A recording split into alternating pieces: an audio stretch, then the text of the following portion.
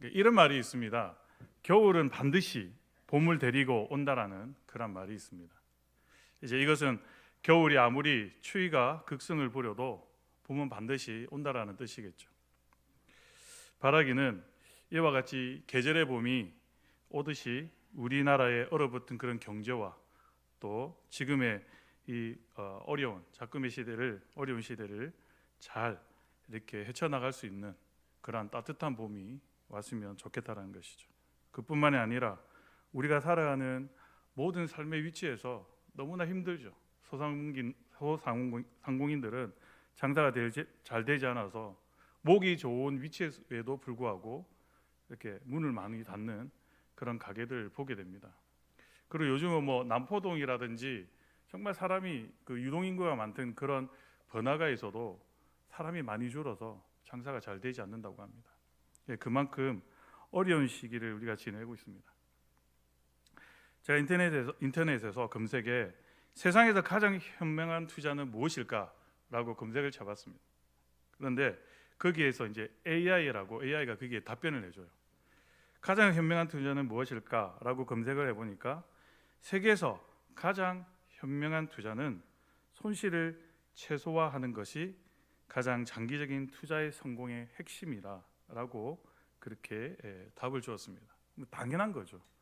손실이 작은 것에 투자하는 것이 당연합니다. 그런데 사람들은 그걸 잘 모르죠. 그걸 안다면 모두가 부자가 되겠죠. 그런데 오늘 본문 말씀을 보게 되면 예수님께서 천국에 대하여 우리가 잘 아는 그 비유를 말씀하신 내용입니다. 그러니까 우리가 이 세상에 살아가면서 가장 현명하고 가장 위대한 투자는 무엇일까? 오늘 본문을 통해서 저와 여러분들이 다시 한번 더 마음에 되새기고 깨닫기를 원합니다.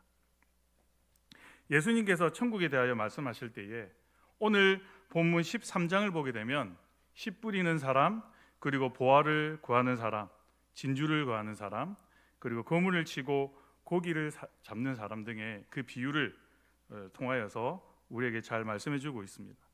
그 중에서 오늘은 어떤 사람이 밭을 갈다가 보화를 발견하고 그 보화를 얻기 위해서 자기가 가진 소유를 어떻게 해요? 다 팔아서 그 밭을 샀다는 그 말씀과 또 값진 진주를 구하는 사람이 어느 날 지금까지 세상에도 구경도 해보지 못한 그런 매우 귀한 진귀한 진주를 발견하고 그 재산을 다 팔아서 그 진주를 샀다라는 그 말씀을 통하여서 과연 예수님께서 하시고자 하시는 그 말씀의 뜻이 무엇인가를 우리가 생각하면서 함께 은혜 받고자 합니다.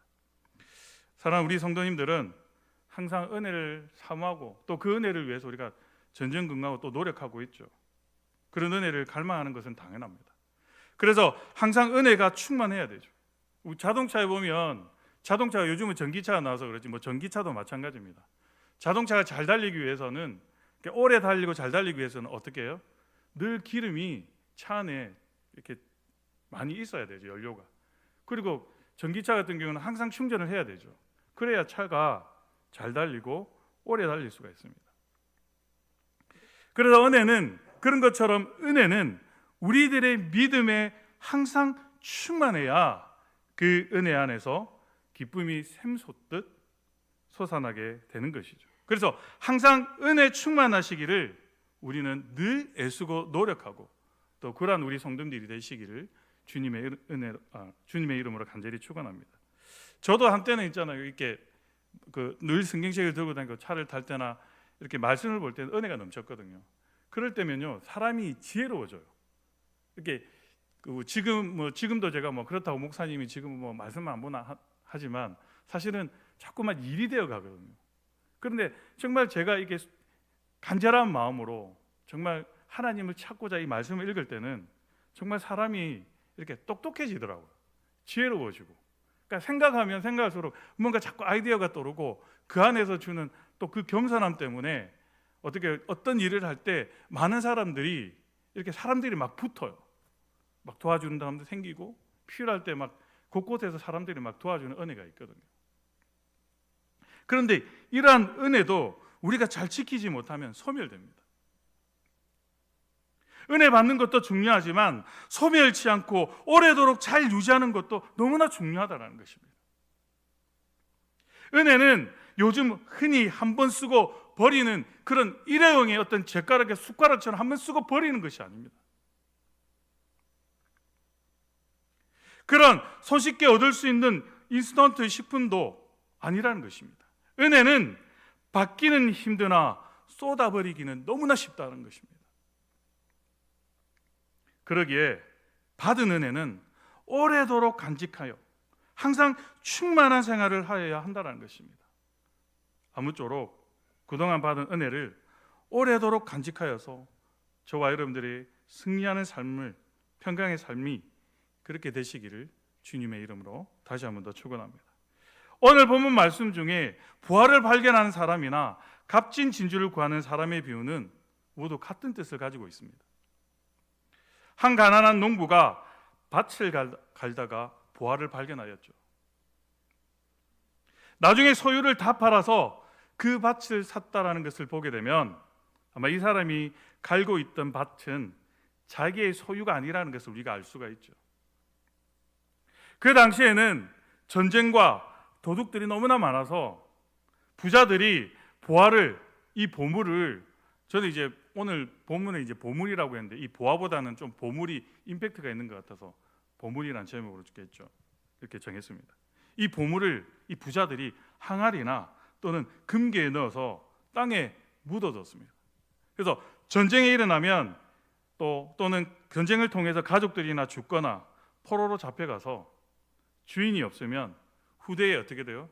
이제 주인이 없으니까 농부들이 이제 막 시간이 지나서 농부들이 땅을 파다 보면 그 보화를 발견하게 되죠. 그러면 자기의 소유가 됩니다. 자기 땅에, 아니면 다른 사람의 땅에서 발견했었어도 그 땅을 살려고 하겠죠. 왜냐하면 그 땅에 보화가 묻어 있으니까.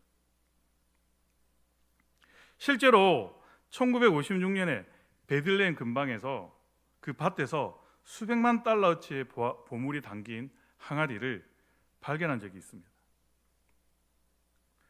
이 부위의 말씀은 기독교의 진리를 구하고 그 진리를 우리의 실제 상황에 어떻게 활용하는가에 대한 좋은 신뢰가 될 수 있다는 것입니다. 이제 밭에 감추인 보화의 비유에서 이 천국의 깊은 진리를 몇 가지 생각해 보도록 하겠습니다. 첫 번째는 감추인 보물을 발견한 것은 밭을 갈다가 발견하였다는 것입니다. 사랑하는 여러분, 신앙은 어떻게 해서 견고해질까요?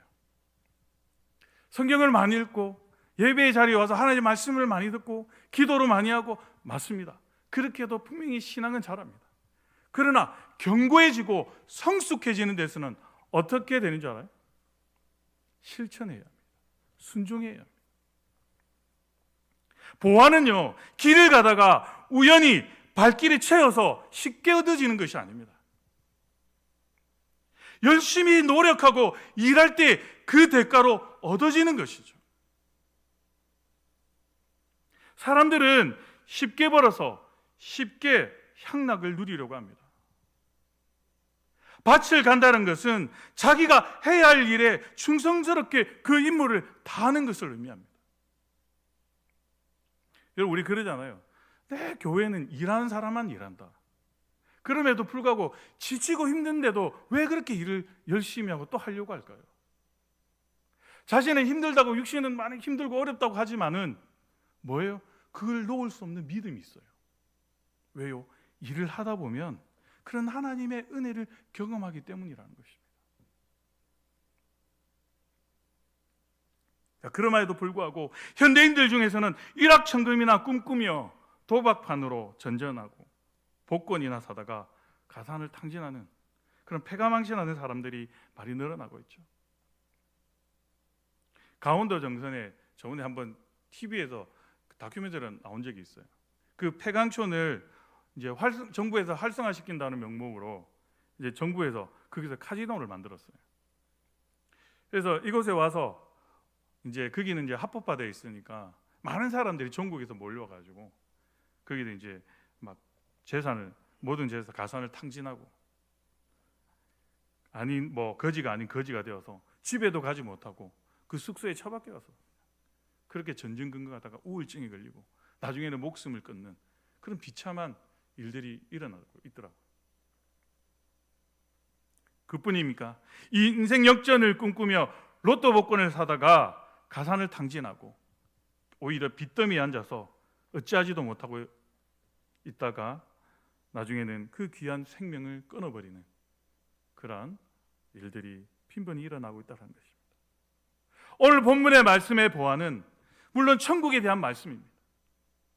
천국을 소유할 수 있는 것은 열심히 자기에게 맡겨진 자리에서 자기의 밭을 열심히 갈 때 발견된다는 것입니다. 어때 귀족적으로 그것이 그냥 이렇게 보물이 발견되는 것은 아닙니다. 다시 말씀드리면 여기에 기록된 밭이란 바로 교회를 뜻합니다. 그러므로 교회에서 자기에게 주어진 그 직분대로 사명을 다할 때 열심히 그렇게 일할 때에 이 보물은 발견되어지는 것이죠. 그러나 자기가 해야 할 일을 하지 않고 게으르거나 태만하면 절대로 천국의 보화를 발견할 수 없습니다. 여러분, 교회 안에서만 그럴까요? 세상에서도 마찬가지입니다.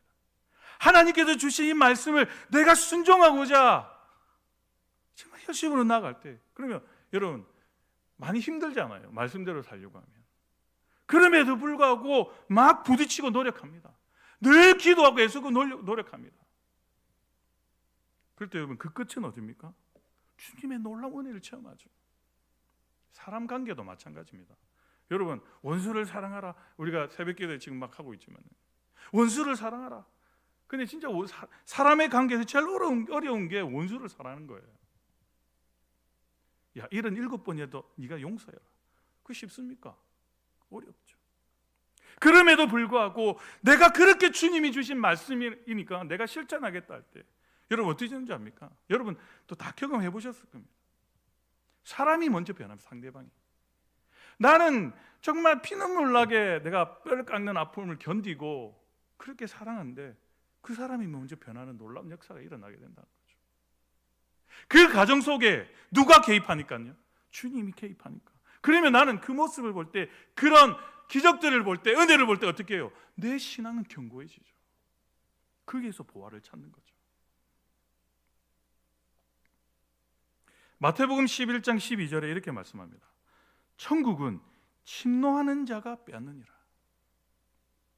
저는 이 말씀을 이렇게 생각합니다. 침노한다는 것은 뭔가 이렇게 자기가 가서 막 빼앗는 거잖아요.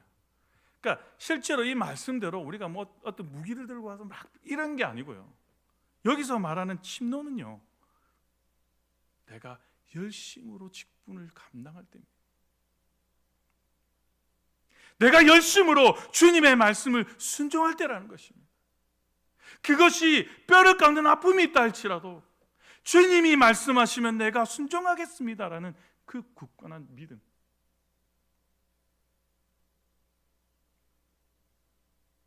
그리고 고린도전서 4장 2절에 뭐라고 말씀하시냐면요, 그리고 맡은 자들에게 구할 것은 무엇입니까? 충성입니다. 충성. 보화는 그렇게 발견하는 것이죠.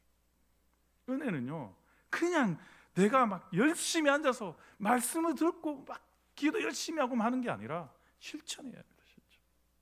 열심히 가서 땅을 파야죠. 땀을 흘려야죠.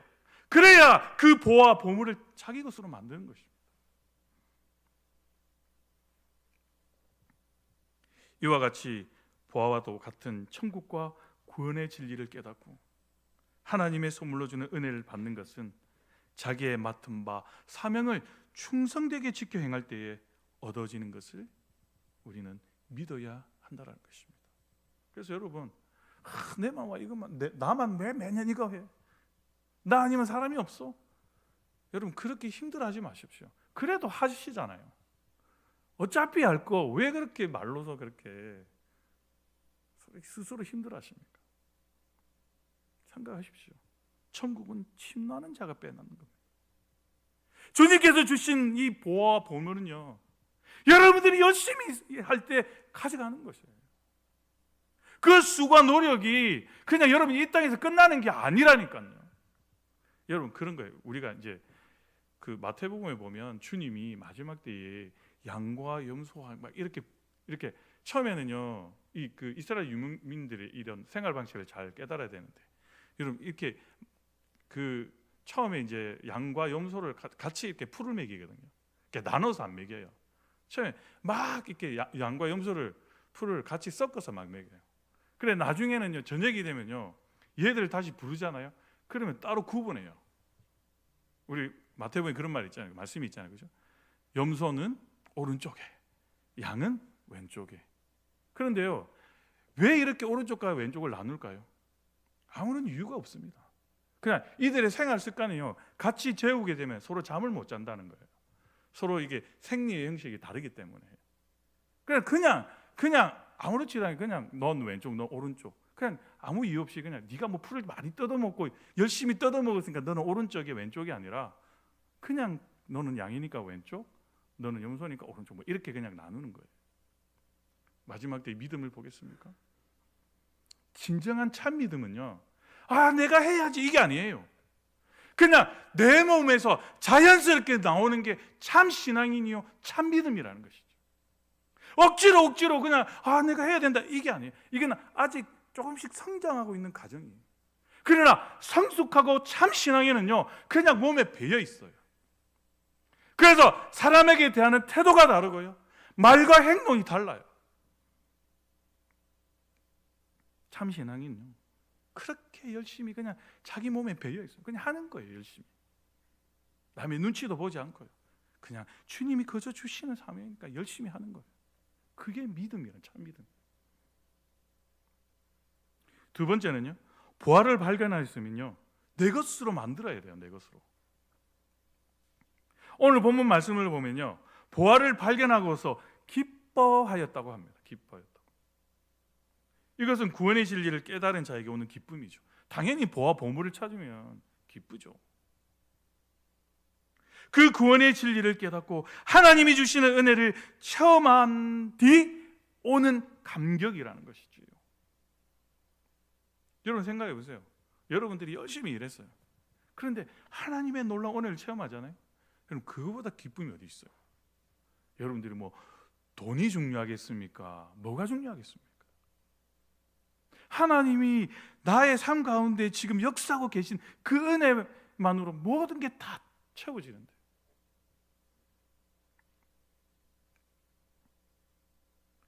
저와 여러분들도 처음 예수를 믿고 구원의 확신을 얻었을 때 그 기쁨을 어디다 비교할 수 있었겠습니까? 오직 하나님만이 알아주는 온 천하를 다 얻은 것보다 더 가슴 벅찬 그런 기쁨을 체험하지 않았습니까? 그런데 지금은 왜 그 기쁨이 사라졌을까요? 지금은 왜 일이 되고 왜 나만 이것을 해야 되냐고 그렇게 할까요? 물론 나 아니고 다른 사람이 와서 열심히 하면 그 자리를 또 내어주는 게 또 우리의 또 신앙인의 어떤 그런 은혜겠죠. 서로에 대한 어떤 그런 겸손함이. 그럼 없는데 저게. 그러면 자기가 맡으니까 열심히 해야죠.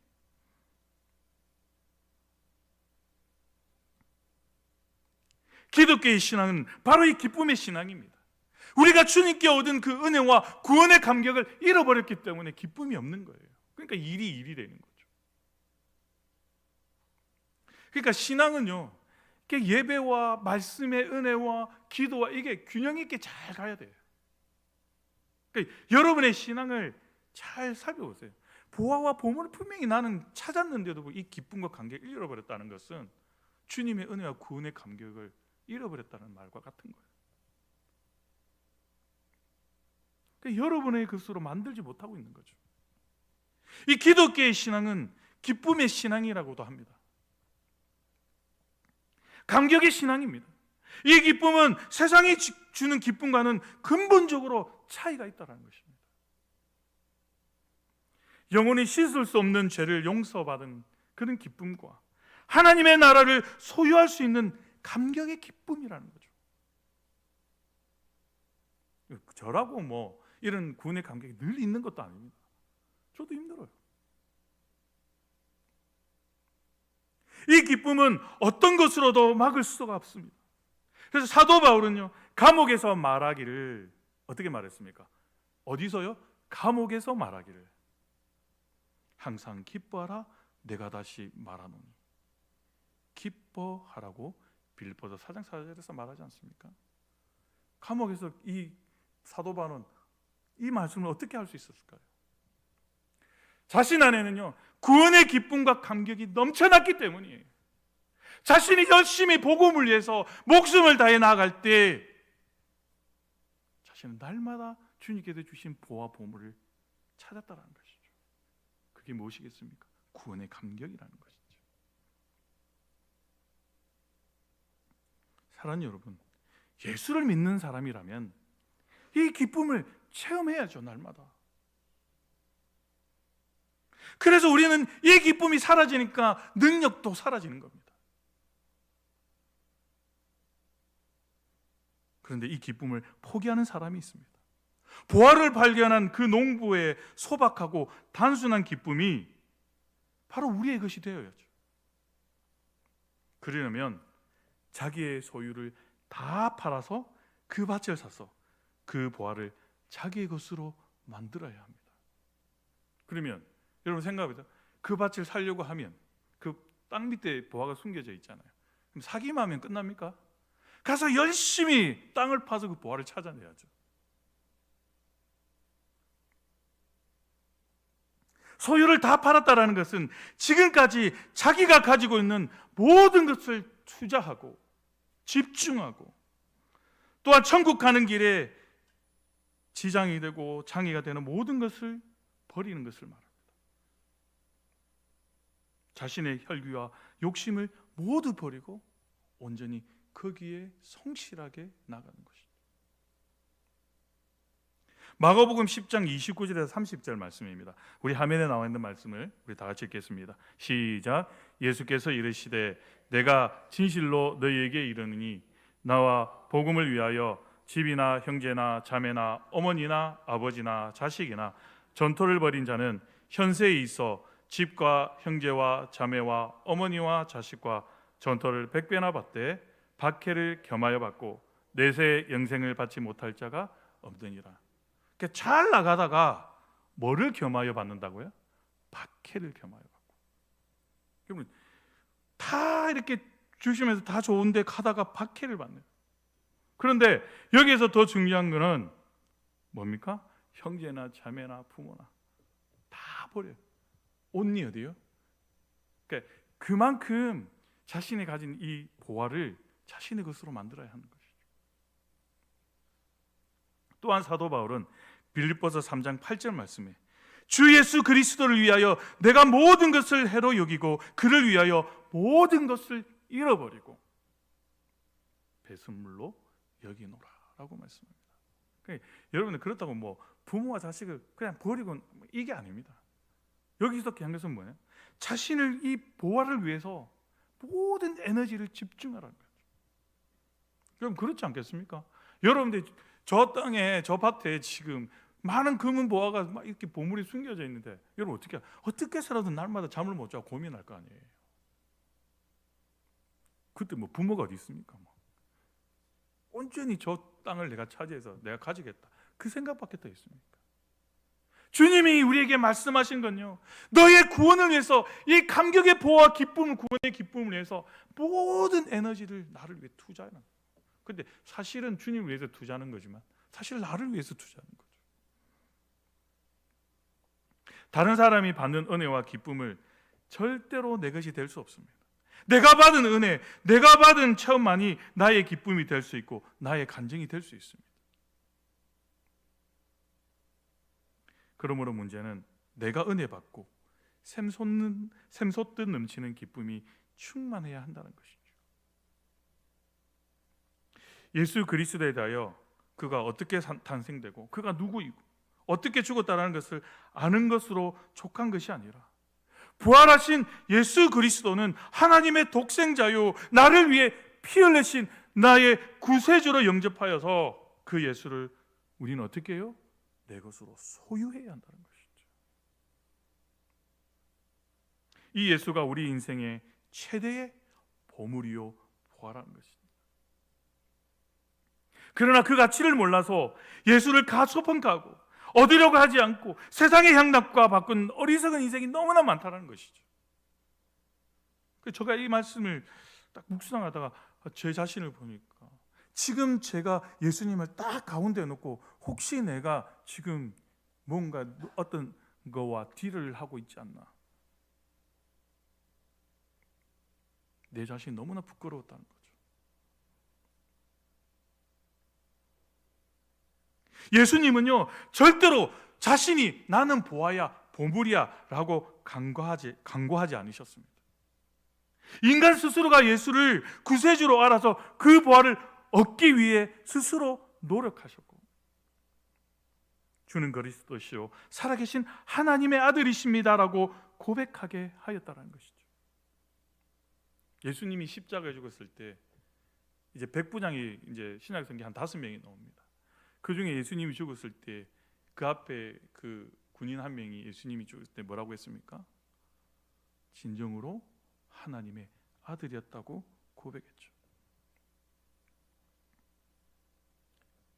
천국의 보화는 감추어져 있습니다. 그 감추인 보화를 발견해서 나의 것으로 소유하는 기쁨이 있기를 주님의 이름으로 간절히 축원합니다.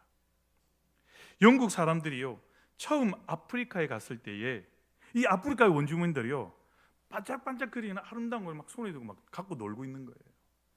막 돌처럼 그냥 던지고 막 갖고 놀고 있는 거예요. 그래 영국 사람들이 가서 보니까 이게 딱 보니까 너무 반짝이고 이상해서 보니까 다이아몬드였어요. 그런데 이 아프리카 사람들은요 이걸 그냥 막 돌처럼 막 이렇게 갖고 노는 거예요. 그래서 막 초콜릿하고 이렇게 바꿔서 그 보화를, 다이아몬드를 가지고 왔다는 겁니다. 이와 같이 많은 사람들이 이 기독교의 진리와 하나님의 보화인 이 예수를 너무 모르고 있다는 것이죠. 그래서 유대인들은 예수를 십자가에 못 박았죠. 이 아프리카 사람들처럼 정말 보화가 보화인지도 모르고 돌처럼 보았다는 겁니다. 그러나 갈릴리 어부들, 세간에 앉았던 마태, 사마리아의 수가상의 여인, 그리고 십자가에 달리신 예수를 본 백부장, 그리고 여리고성의 삭개오, 빌립보성의 감옥의 간수, 여러 사람들이 그 자신들이 예수를 보화로 발견하고 그 예수를 자기의 구세주로 영접하고 소유하는 복된 사람이 되었습니다. 사랑하는 여러분, 이제 저와 여러분들은 보화를 발견하였습니다. 예수 그리스도를 구세주로 영접하였고 은혜를 받았습니다. 이것이 바로 천국을 소유한 것입니다. 이 보화를 영원히 빼앗기지 마시기를 주님의 이름으로 간절히 축원합니다. 세 번째는요, 보화를 얻었으면 잘 관리하고 보존을 해야 합니다. 사람이 돈을 벌었으면 어떻게 벌었냐 하는 것도 중요하고 얼마나 벌었냐 하는 것도 중요합니다. 그러나 그보다 더 중요한 것은 벌었던 돈을 잘 관리하고 보존하는 것이죠. 벌기는 많이 벌었는데 병나서 병원에 다 갖다 주고 도둑 맞고, 저도 그런 적이 있거든요. 이게 뭐 돈을 이렇게 한 번씩 이렇게 저도 몰래 숨길 때 있거든요. 그 백혜민 사모가 기억나는지 모르겠는데 제가 예전에 5만 원짜리 뒤에다가 이게 바지에다 딱 넣었어요. 그러니까 엉덩이가 하도 살이 많이 쪄가지고 탱탱하니까 계단 올라가다 보면 뒷주머니 뭐야? 이가 느낀 적도 있거든요. 아끼면 똥 되더라고요. 빨리빨리 써야 되는 거예요.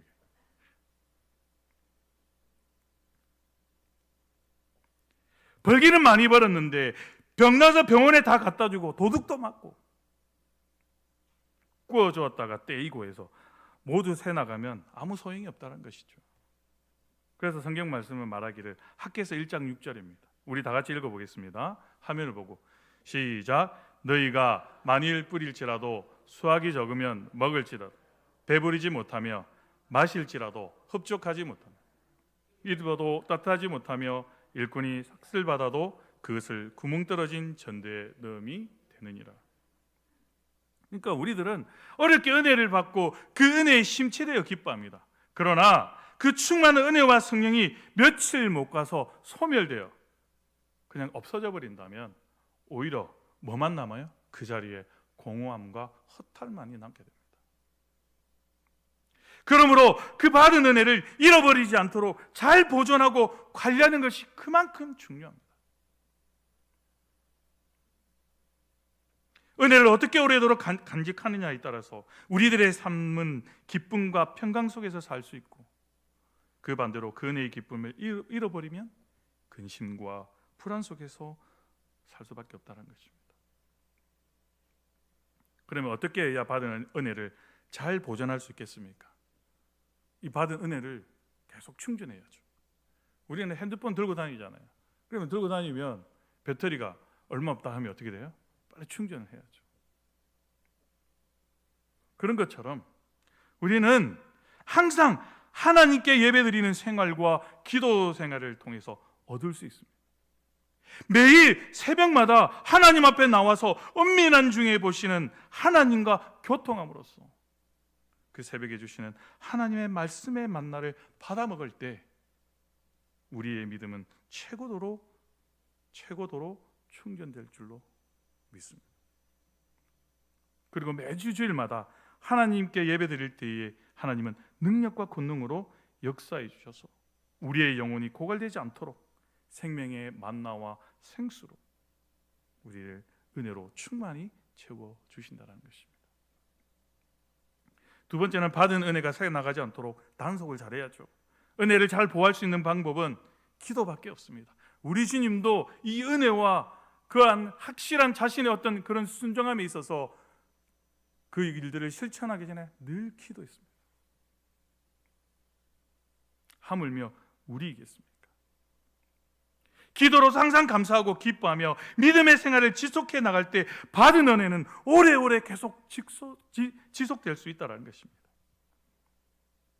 그래서 기도는 중요한 것입니다. 세 번째는요, 말씀을 묵상해야 합니다. 우리가 좋은 우리 방법들이 있잖아요.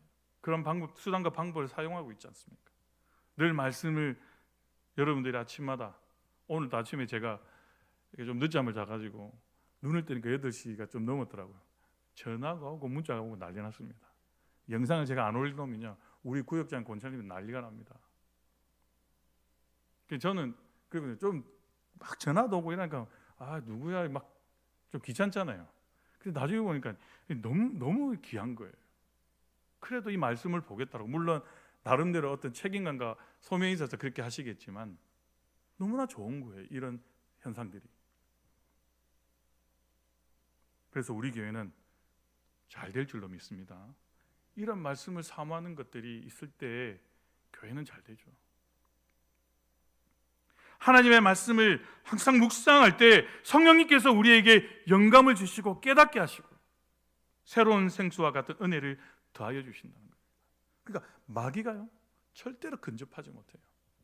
여러분, 마귀가 가장 좋아하는 신앙인은 누군지 압니까? 바로 초신자예요, 초신자. 특별히 제가 꼭 그렇게 말하지는 않아도 이제 믿음의 이제 자녀들이 있잖아요. 이 자녀들이 아니면 이제 좀 믿음을 하려고 많은 기회들이 있어요. 그래도 부모님이 교회 다니까 교회 오게 되고, 그런 어떤 중간 입장, 그러니까 교회를 기회는 많으나 그 믿음을 가지지 못하는 가운데 자꾸만 고민하고 있는 그런 신앙인들을 마귀는 너무 좋아하는 거예요.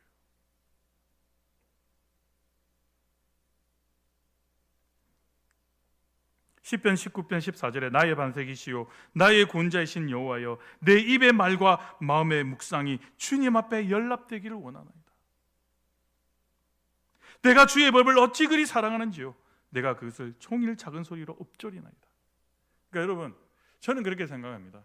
아직 믿음의 자녀가 확실한 믿음이 없다고 생각하잖아요. 그럼 계속 집에서 말씀을 틀고요, 이렇게 뭔가 기회를 계속 줘야 합니다. 마귀는요, 그런 자를 너무 좋아하거든요. 살짝 딱 넘어질 때 얼마나 기뻐하겠어요.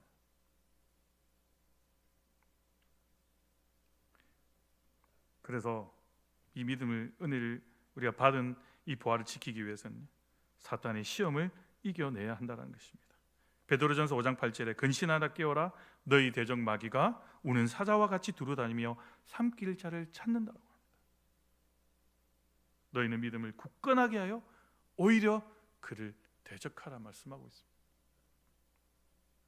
또 어떤 때는 부드럽게 이 사탄 마귀가 유혹하기도 합니다. 고린도서 11장 14절에 이것은 이상한 일이 아니니라 사탄도 자기를 광명의 천사로 가장하는. 여러분 그런 거 있어요. 그러니까 이게 제가 이렇게 해서 뭐 시험 들 수도 있겠지만 시험 들지 마십시오. 이렇게 일반 사람들이요 엄청나게 그 선한 일을 많이 하잖아요. 그 선한 일에 자기 스스로 빠질 수 있습니다. 마귀는요 이런 강력한 천사로 가장해서도 나타납니다. 그러니까 그런 사람들은 자기의 선을 통해서요 예수님을 영접하기가 너무 힘든다는 거죠. 왜냐하면요 자기가 선한 일을 많이 하니까 사람들이 알아주거든요. 자기가 예수가 되는 거예요. 그런 사람들이 복음을 이렇게 받아들이기는 쉽지가 않습니다.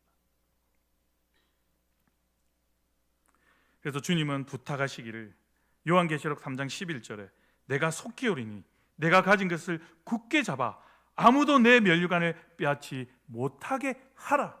내가 못하게 해주겠다가 아니고요 못하게 하라고 명령하시는 겁니다. 그러려고 하면 앞에 제가 말씀드린 것처럼 어째요? 늘 말씀을 묵상하고 기도해야 한다는 겁니다. 그 보호와 보물을 지키기 위해서요.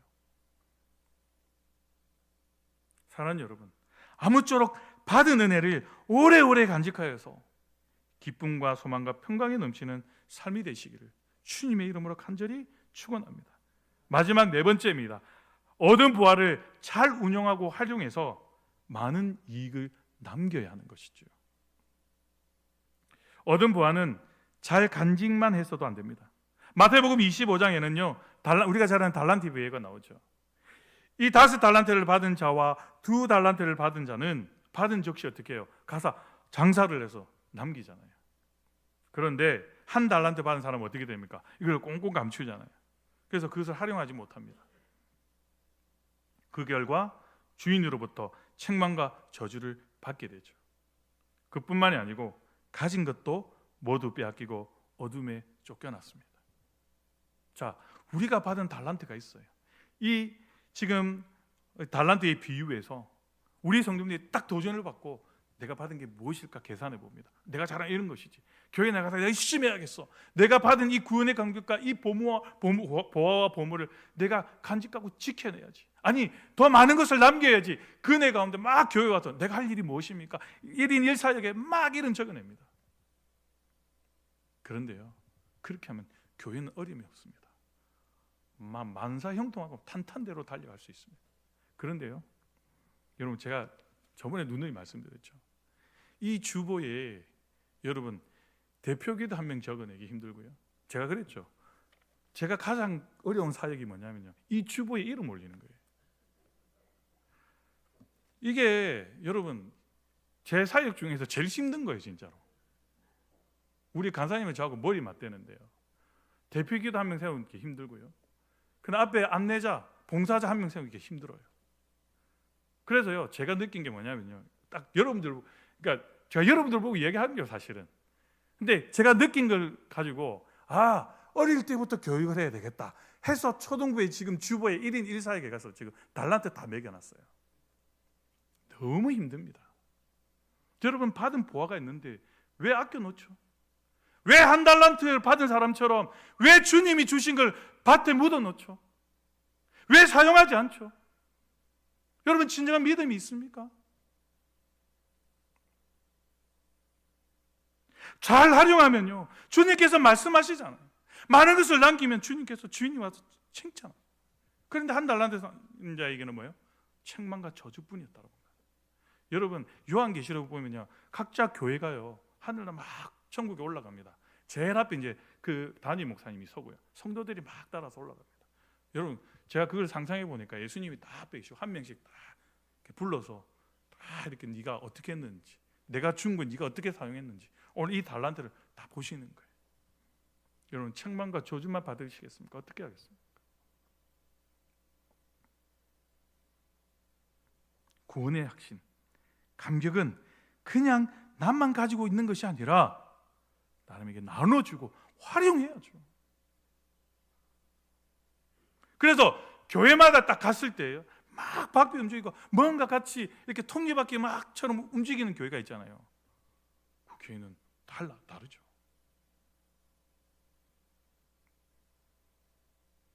지금 나만이 구원받았다고 기뻐하고 즐거워할 것이 아니라 아직도 이 기쁨과 구원의 도리를 알지 못하는 사람들에게 나눠주어야 합니다. 이것이 활용하고 운영하는 것이요, 많은 이익을 남기고 열매를 맺는 것입니다. 사랑하는 여러분, 여러분이 받은 은혜와 축복과 하늘의 보화를 땅속에 묻어두지 마시고 이제부터는 그것을 꺼내어서 그냥 달 때까지 활용하시기 바랍니다. 그래서 많은 이익을 남길 때 주인 되시는 주님께서는 더욱 기뻐하시고, 뭐예요? 내가 행한 대로 내가 갚아주리라. 여러분 해보십시오. 여러분의 삶이 달라집니다. 그 구원의 기쁨이 배가 되고요, 넘쳐납니다.